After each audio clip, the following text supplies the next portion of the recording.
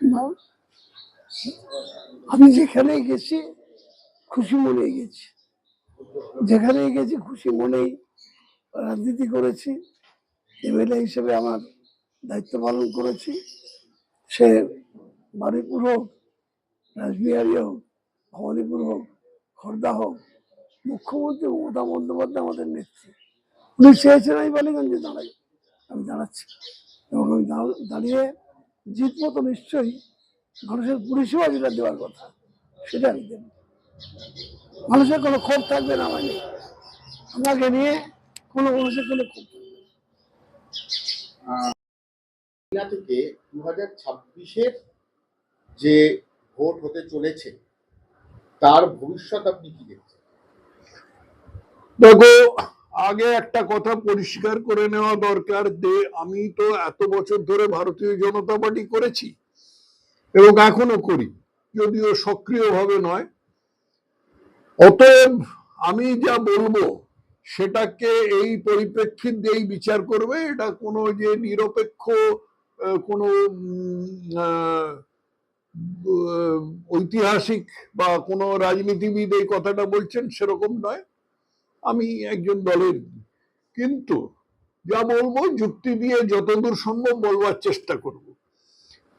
আজকে এই 15 বছর মমতার সরকারের যা যা কুকীর্তি আছে তার মধ্যে প্রধান হচ্ছে, আমি কতগুলো বলি। 1 নম্বর হচ্ছে দুর্নীতি। মানে দুর্নীতি এমন সর্বব্যাপী হয়ে গেছে আজকে যে তার কোনো লেখাজোখা নেই। এই দুর্নীতিটা সাধারণ মানুষকেও স্পর্শ করেছে। দ্বিতীয় হচ্ছে এই রাজ্যে কর্মসংস্থানের অভাব। এই রাজ্যে কর্মসংস্থানের অভাব বলবার অপেক্ষা রাখে না, কারণ এরা সবসময় পরিযায়ী শ্রমিক বলে থাকে।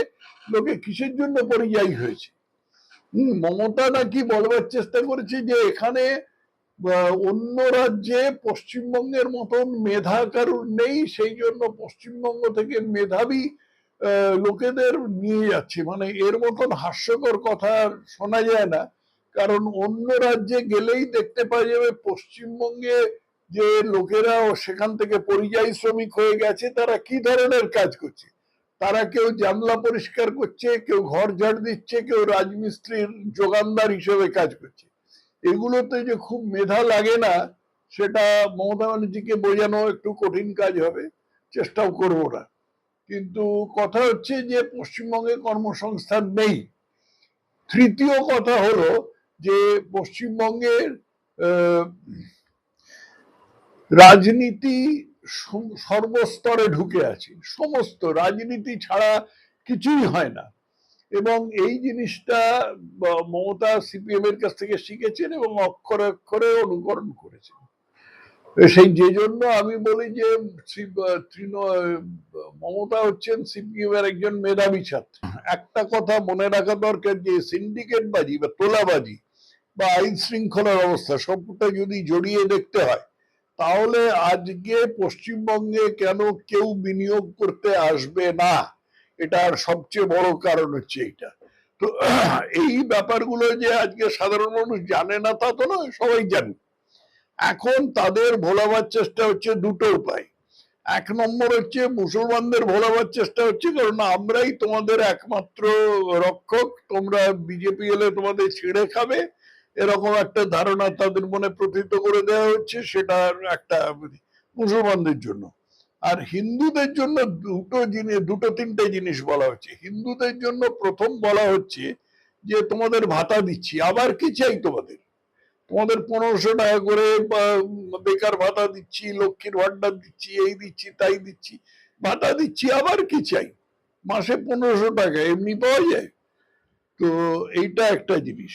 আর দ্বিতীয় হচ্ছে যেটা খুব ইদানিং মমতা বলেছেন, সেটা হচ্ছে যে তোমরা যদি আমাদের ক্ষমতাচ্যুত করো তাহলে আমরা মুসলমানদের লেলিয়ে দেবো তোমাদের পেছনে, এবং লেলিয়ে দিলে তোমরা মজা টের পাবে। ওর ভাষাতেই বলি যে তোমাদের 13টা হয়ে যাবে। তো এই সমস্ত জিনিস এর পরিপ্রেক্ষিতে জনসাধারণের যা মানসিকতা, তার মধ্যে থেকে মুসলমানদের বাদ দিলে হিন্দুদের ভোট মমতার পক্ষে পাওয়া খুব কঠিন হবে। এর আগেই দেখা গেছে যে মমতা হিন্দুদের ভোট পান না, কিন্তু 2021 সালের নির্বাচনে একটা বেইমানির ব্যাপার হয়েছিল, সেটা আর আমি সবিস্তারে বলতে চাই না, কিন্তু সেইটার সেই সমস্ত জিনিস নেই এখন। যে এর ব্যাপার আছে যে বিজেপির যে রাজ্য নেতৃত্ব আছে, সেই নেতৃত্ব সম্পূর্ণ একতাবদ্ধ। আর দ্বিতীয় কথা হচ্ছে, একটা তত্ত্ব সিপিএম খাড়া করেছিল যে তৃণমূলের সাথে বিজেপির নাকি সেটিং আছে। এই সেটিং যে নেই সেটা 14 তারিখের বক্তৃতায় প্রধানমন্ত্রী একেবারে জলের মতো পরিষ্কার করে দিয়ে গেছেন। অতএব এর পরে আমি তো খুব পরিষ্কার দেখতে পাচ্ছি যে আগামী দিনে তৃণমূলকে একেবারে ঝড়ের মতো উড়িয়ে দেবে। একেবারে ব্রুট মেজরিটি আসবে, ব্রুট মেজরিটি। যে অত্যাচার হলো এসআইআর এর নাম করে, আর এখনো চলছে ইলেকশন কমিশনের নাম করে, এটা বোধহয় ভারতবর্ষের ইতিহাসে কোনো রাজ্যে কোনোদিন হয়নি, যা বাংলায় হলো।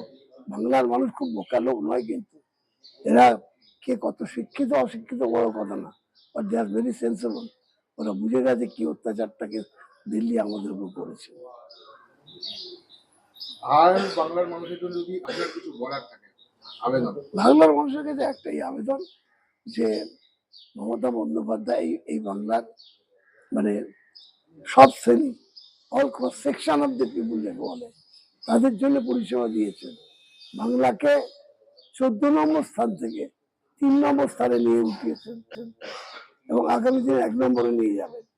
অতএব বাংলার মানুষ মমতা বন্দ্যোপাধ্যায়ের কাছে পরিষেবা পেয়েছে, সাহায্য পেয়েছে।